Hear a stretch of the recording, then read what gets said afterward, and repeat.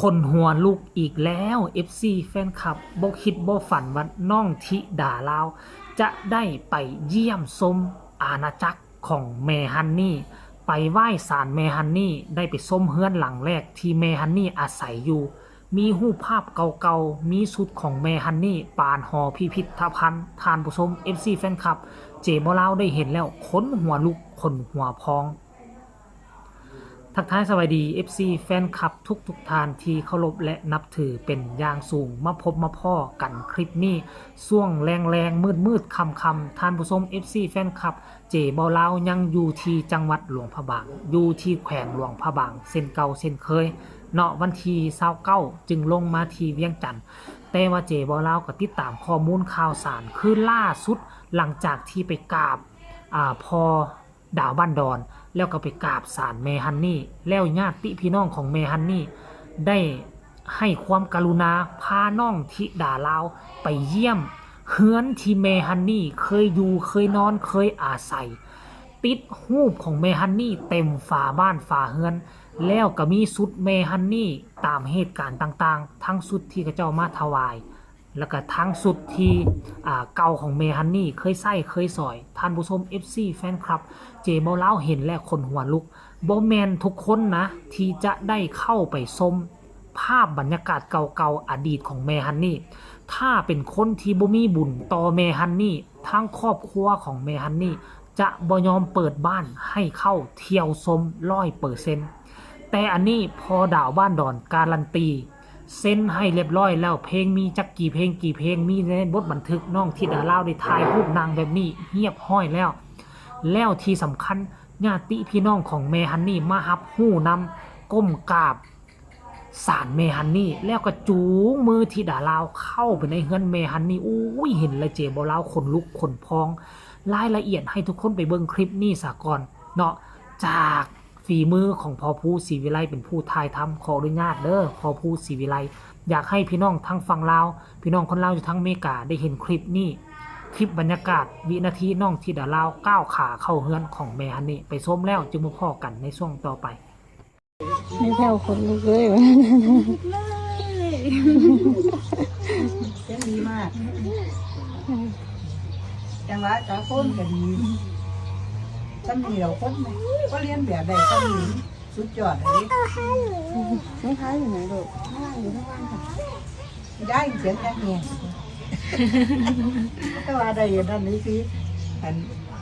เลยบอกเขาซื่อๆจะฟ้องยังไม่ดีดอก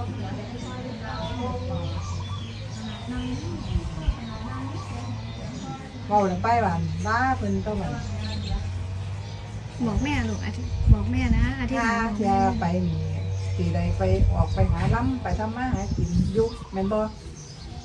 ไปยุค่ะกะเว้าเอาดิค่ะเจ้าต้องเว้าดิย้ำเจ้าสิไปยังทียังสั่นเจ้าไม่ใจคุณแม่ทำนี่หมูสิจังสั่นจังซี่เวลาเจ้าสิไปจังเว้าก่อนมาอย่างแม่ฮันนี่อันนี้แม่แพงเป็นแม่ของแม่ฮันนี่เป็นพี่สาวที่ว่าเอิ้นว่าแม่เนาะครับโอ้เปิดไฟได้บ่เนาะได้ทุกจ้ะลูกของอีแม่ก็ได้ถ่ายรูปกับแม่นี่หน่อย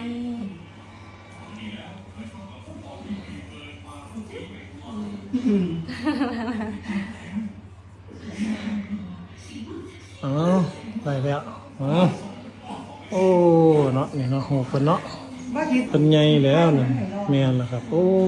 เนี่ยคนไงสุดแม่นนี่เพิ่นเอามาเก็บไว้เป็นพิพิธภัณฑ์ครับป๊าดติจังสุดที่เพิ่นเอามาถวายมันแม่ว่ามันบ่งามปานใดนี่โอ้ยงามนะแม่มันก็ใหญ่กว่าอีหล่ะใหญ่แม่ใหญ่เขาเจ้ามาถวายเขาเจ้าถือเลขเขาเจ้าว่าไงชุดนี้กับชุดนี้มันงามครับสุดที่เพิ่นเคยใส่ได้มีไว้บ่นี่แม่ให้ลูกหลานได้เห็นเนี่ยปุ้ยบ้านหลังเนาะให้ได้สิได้เห็นเนาะสุดที่เพิ่นเคยใส่เนาะผู้นั้นเป็นน้องสาวไปต่อเขาไม่เข้าไปอันนี้นี่จะได้มาใหม่ซุ่มชุดแต่เพิ่นเป็นนักร้องอยู่หุ่นหมดเพราะว่าอาจารย์เพิ่นได้ เฮ็ดตู้เสียผ้า อืมอืมอืมอืมอืมอืมอืมอืมอืมอืมอืม เนี่ย โอ้จักสันดอกเนาะ ได้มาแต่วัดมื้อข่อยเอามาไว้ อืม ยามลูกหลานมาอยากแต่งหน้าแต่งตานั่งมันแล้วก็แต่งให้ อืมเอาได้เห็นแล้วบรรยากาศ โรง เอ้า เรียน สาธุเด้อ บั แม่ ดยาม ที่ มัน นี่ นั่นมาจังมายามย้ายจังมา ครับผม เบิ่งว่าสิได้สุดใด ครับแม่ อันนี้มีแต่นี้ เอ้ยเราผู้งามครับผู้ดีแฮงอืมนี่นะบ้านแม่ฮันนี่ศรีอีสานครับ ได้มาเห็นแล้วบ้านเพิ่นเนาะได้เข้าไปเบิ่งชุดเบิ่งหยังเพิ่นทั้งในละกีฬาก็ถือว่าเป็นบุญเป็นคุณเนาะลูกเนาะ บุญวันนี้ อืม พี่สาวแม่ฮันนี่ได้ให้เกียรติน้องธิดาลาว เป็นดาราแล้วเขามาเยี่ยมชม ดูรูปถ่ายเก่าๆของแม่ฮันนี่ดูชุดแม่ฮันนี่ อืม อันนี้คือบ้านที่แม่ฮันนี่อยู่ตั้งแต่เกิดเลยเหรอครับ ใช่ครับนี่บ้านหลังนี้แหละ พี่ยุงกับน้องนโมเข้ามา อืม น้องธิดาลาว มาที่นี่เฮา เข้ามา เดินทางต่อมาที่นี่ครับพี่น้องครับ คุณ ไป ยาย ไปไหนครับไป ไป กิน กิน แบบกะเพ ข้า ราว ทะเล กะเพราทะเล ท่านถ้าไม่เผ็ดหนูกินได้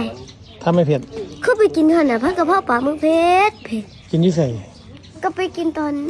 ไปจอดปั๊มตอนนั้น อ๋อมันเผ็ดเรียกว่ากิน ตอน บ่ ที่พี่มังกรก็กินไม่ได้นะ อ๋อเอาสั่น ทุกคนเห็นแล้วหรือยัง คนหัวลุกคนหัวพอง